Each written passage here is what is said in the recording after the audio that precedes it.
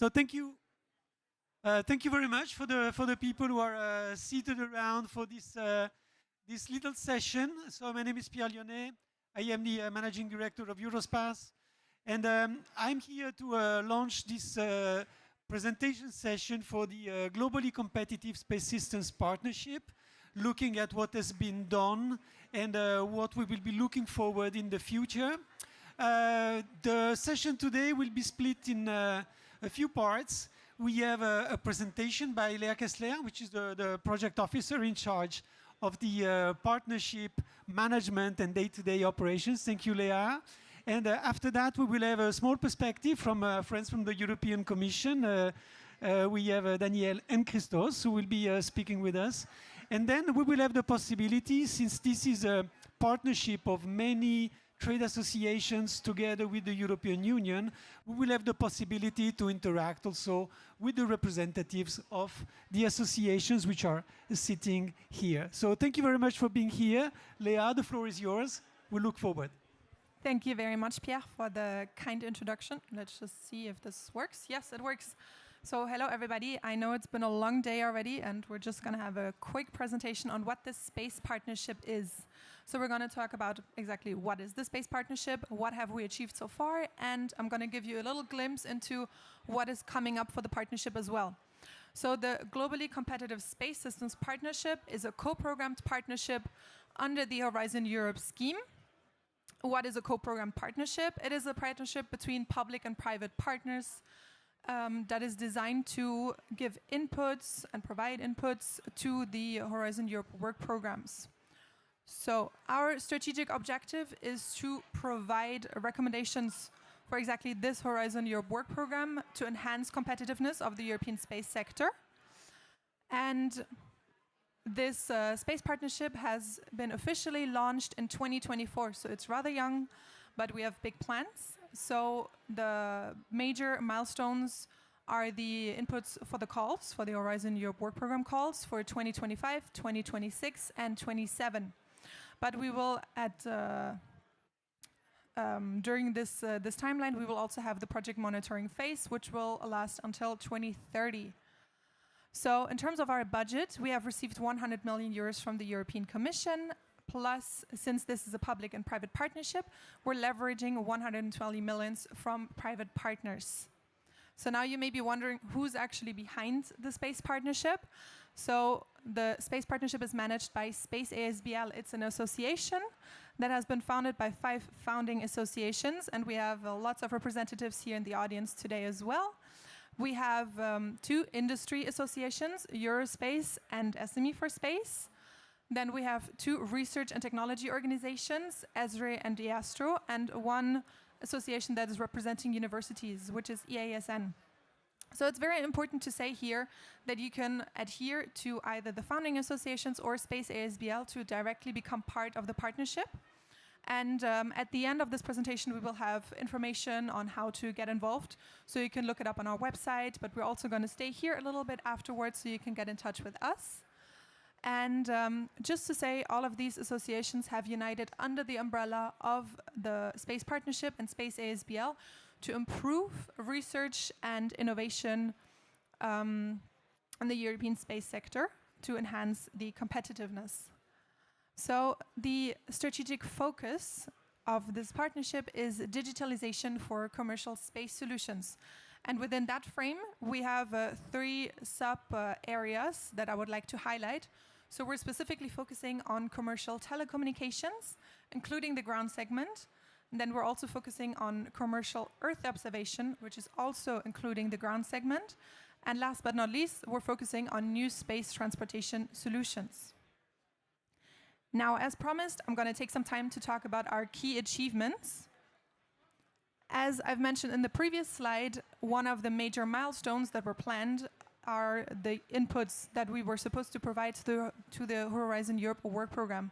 So we can probably say we have provided all the inputs to the calls, the 2025, 26, and 2027 successfully.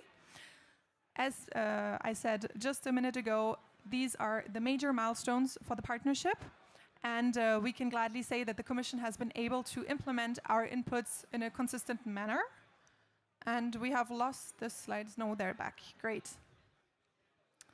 So for the calls 2025, we have great news. So right now is the selection phase. It ends at the end of January. Right now is the end of January. So we hope to hear more in the next few days. Right now, we don't have any information yet on the selection, but we will keep you updated on our website, on our social media channels, and everywhere else. Again, at the end of this presentation, we have all the information so you can sign up to stay up to date. But to give you a little bit of information that we have on the calls 2025, I brought with me some numbers. So we have 39 proposals that were submitted to partnership topics in the calls 2025, which is already a great number. It shows that there's interest for the space partnership topics. And again, we will keep you updated on as soon as we know what happens with the proposal selection. So I said that the inputs to the Horizon Work Program calls are the major deliverables for this partnership, but there's another big part that should not be underestimated, which is community involvement. Since the partnership tool is a relatively novel tool in the space sector, we have been doing a lot of work on community creation and creating opportunities for continuous exchange among our partners, institutions, and the European space sector as a whole. So as an example, I brought with me today the workshops that we were organizing for the consultation, for the inputs to the calls. So since launch, we have organized 6 workshops, meaning 2 per year on topic. Why 2 per topic? If we have 3 topics that we were actually focusing on, well, we were grouping satellite communication and Earth observation together in one workshop, since there are a lot of synergies. And we can also gladly say that we had always more than 50 participants for each of the workshops. And we can also even more gladly say that we had a very wide participation profile, which also speaks for the openness of the partnership tool per se for the space sector. It has been very much appreciated that we had participants from industry, from research and technology organizations, and from universities and other stakeholders. So last but not least, the way forward for the space partnership. We still have a few things going on for the current partnership, but I will have some more information on the future as well.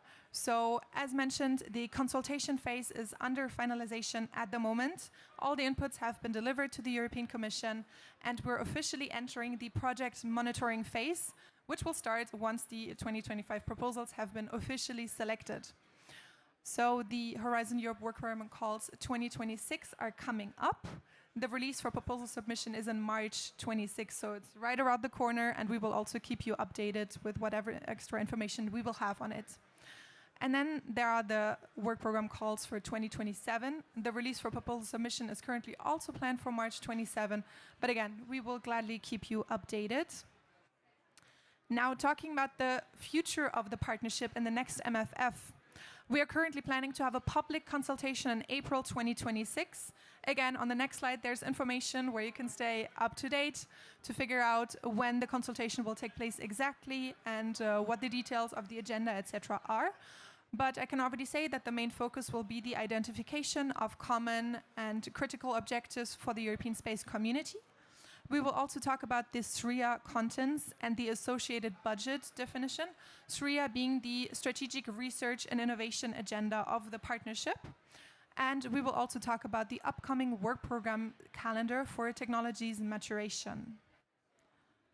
And that's it from me. As promised, here are the QR codes, the emails, the contacts. Please feel free to scan it, take a picture, whatever. I'm also going to stick around. My name is Kessler. You see my email here if you want to ask me directly. Thank you very much. And now I'm going to hand over to our colleagues from the Commission. Thank you.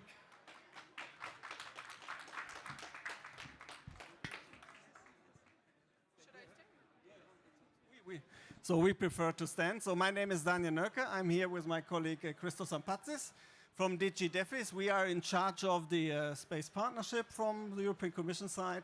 And we have basically worked together with the partners from the space partnership here, from industry, research, academia over the last years already.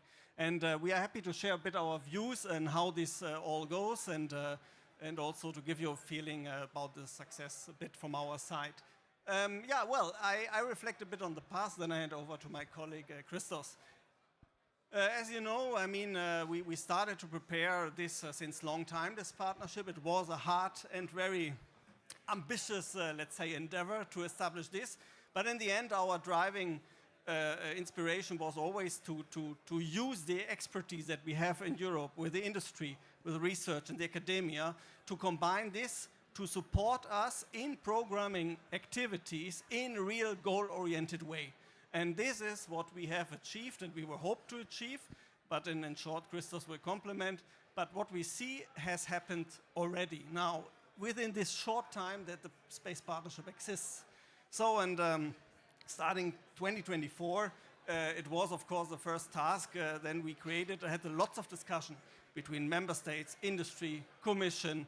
It was a back and a forth, of course, but in the end, we created together with the experts here from the partnership and the partners a good SRIA, a good baseline in which direction things should evolve.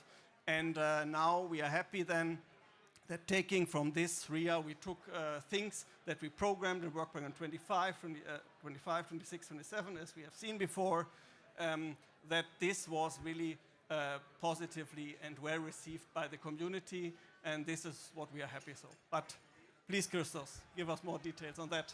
Thank you, Daniel. So this has been a long ride to arrive here, and indeed many of the actors involved in the partnership were involved in precursor activities that have paved the way to arrive to where we are today. Indeed, we are very happy to have a co-program partnership under Horizon Europe, co-programming the R&I priorities. Now, one of the, indeed, success factors, Leah actually presented it before, is the response to the calls that have been co-programmed together with the inputs from the community, from the industrial and research and academic actors.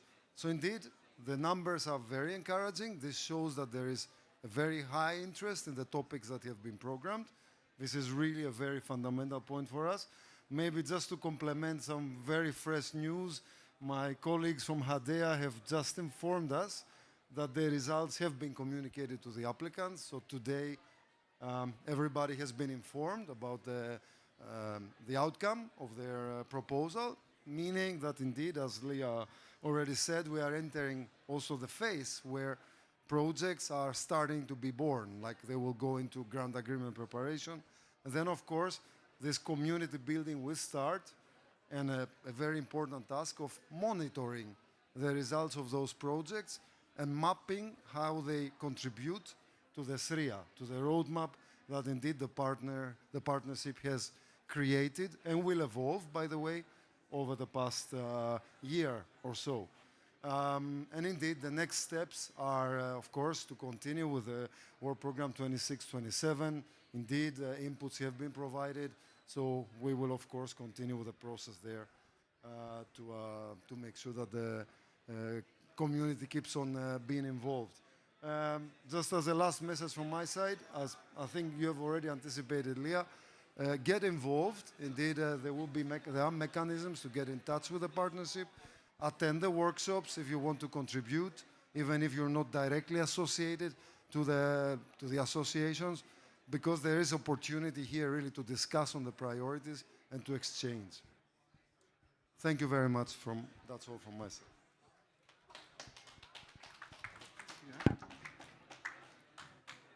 Thank you, everyone. And now I would like to invite our partners, if they want to say a word to support, on stage.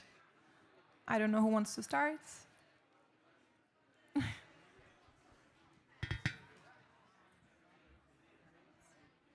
Okay, so hello, I'm Carol. I'm with SME for Space, one of the founding partners. And just as a little review of the partnership, I have to say we have been very pleased with the results of how many SMEs have been involved. With the workshops, with the different subjects. So we've been really pleased to see everyone not only attend our workshops, but also the collaboration that has come out of the different workshops afterwards. And so we are hoping to see a continuation of the partnership and hopefully more growth and further collaboration of everyone. Thank you. Thank you, SME for Space. I don't know if somebody else wants to say a supporting word. So yes, thank you, Leah. So I'm back here again as Eurospace, one of the association of the manufacturing industry. I just wanted to highlight the fact that the partnership approach creates a lot of added value for the industry because it enables a constructive dialogue between the industry and the European Union in order to contextualize and frame the contents of the programs aiming at supporting industry competitiveness. So this is probably one of the major added values of the approach. Of course, from the perspective of the union, the other added value is the leverage, so that money invested by the union is complemented by money invested by the private sector. And today, this leverage is expected to produce a 1.2 effect on the investment of the union. So those are the two main points. For the people who know me, we have been working on supporting the emergence of the European Space Partnership for almost 10 years now. And the original idea was proposed at the workshop years ago in 2016 by a member of parliament. And so this was really the moment the seed was planted. And so, so I'm very happy to see that now this is growing into a, it's a small bush already, but we hope to turn it into, a growing and bigger tree with deep roots in industry needs and, a major set of leaves and branches to create added value in innovation and research for the European space sector. So I don't know if anybody from the RTOs also wants to add their own perspective on this. Thank you, Francesco. Thank you. I'm Francesco Ferrigno representing ESRE, the European Association of Space Research Establishment. Just to complement what you said, two added values, maybe from the partnership, because it's still in an initial phase, so the concrete impact cannot still be evaluated, but first, the establishment of trustworthy and reliable connection and communication with institutions and companies and associations. And second, most important, that working together to define long-term goals, to design the way to achieve them, was also useful for view topics and technologies addressed by the partnership, not only by our own stakeholder perspective, but also by the point of view from other institutions. So this may be our two added value that maybe could convince all the research organizations, and we do encourage them to take the opportunity to join the partnership and straighten the standpoint of the research. Thank you very much. We have one more word. I'm going to speak for a large integrator, as we're called. So I'm working for Thales Alenia Space. Different perspective then. To me, it was not obvious from the beginning. It's really something we keep saying, okay, please, let us organize the work program and so on, but at the end of the day, we're not an agency, we don't have the workforce, we're not harmonizing the roadmaps over the whole of Europe and the industry and so on. So we took that challenge, and it's very interesting to see that it works, actually. It's not a given. You put the industry, you put the SMEs, you put the labs, you put the academics, you put them in a room, and at the end of the day, you get a work program. Not obvious at all, and we were very satisfied that it worked. And then there was the second step, and which is once you have the program, you have to verify that things are working nicely. And I was amazingly satisfied to see that we had only 4 calls, 2 for access to space and then 2 for the rest of the program, 39 proposals. I don't know of many examples throughout the work programs we have in the agency or elsewhere in the agencies where we reach such a success level. So it really goes a long way in showing that when you hold the pen to try to provide the ideas for work programs, you can really do it, and it means that we selecting the right topics for this program. And at the end of the day, I hope that we can keep doing that. Last time we chose digitalization. Was not too hard because we could figure that digitalization was a thing for the years 25, 26, 27, and then again in the future. We'll see what we put in the next program. I guess we have a few ideas already, and I'm quite positive that we'll be able to reach the same kind of success we've had so far.